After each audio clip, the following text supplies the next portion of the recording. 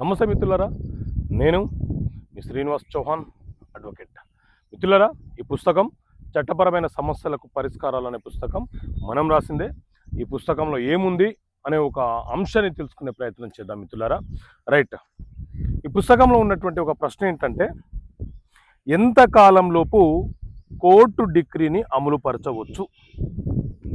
అంటే ఇది civil procedure code CPC చట్టానికి సంబంధించినటువంటి ప్రశ్న.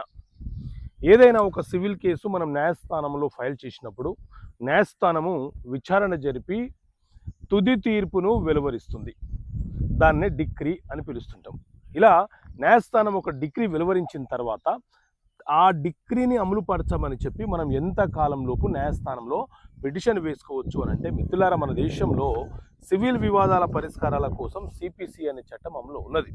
ఈ సిపిసి చట్టంలోని ఆర్డర్ 21 రూల్ 22 ప్రకారంగా ఎప్పుడైనా ఒక న్యాయస్థానము ఒక వివాదాన్ని విచారణ జరిపి తీర్పు వెలువరిస్తుందో, ఆ తీర్పు వెలువరించిన క్షణము నుంచి ఎప్పుడైనా 12 సంవత్సరాల లోపు ఆ తీర్పును అమలుపరుచుకోవడానికి మనము EP petition, execution petition file చేసుకొని ఆ తీర్పును అమలుపరచమని కోరవచ్చు.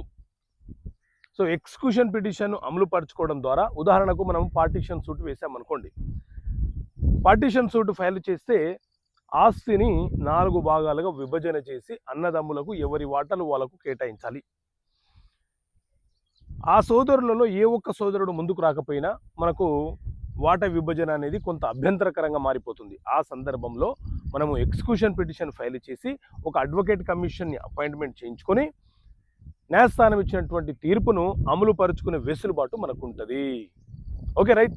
సో ఇలాంటి అంశాలను చట్టపరమైన సమస్యలు పరిష్కారాలు అనే పుస్తకాన్ని మీ ముందుకు తీసుకొచ్చాను మిత్రులారా. ఈ పుస్తకం మీకు కావాలనుకుంటే మీరు ఇక్కడ కనిపిస్తున్నటువంటి నెంబర్కి డయల్ చేసి ఆర్డర్ చేసుకోవచ్చు. ఈ పుస్తకాన్ని మీరు రిజిస్టర్ పోస్ట్ ద్వారా పొందే అవకాశం మీకు ఉంటుంది. ఓకే మిత్రులారా, థ్యాంక్ యూ. జై హింద్.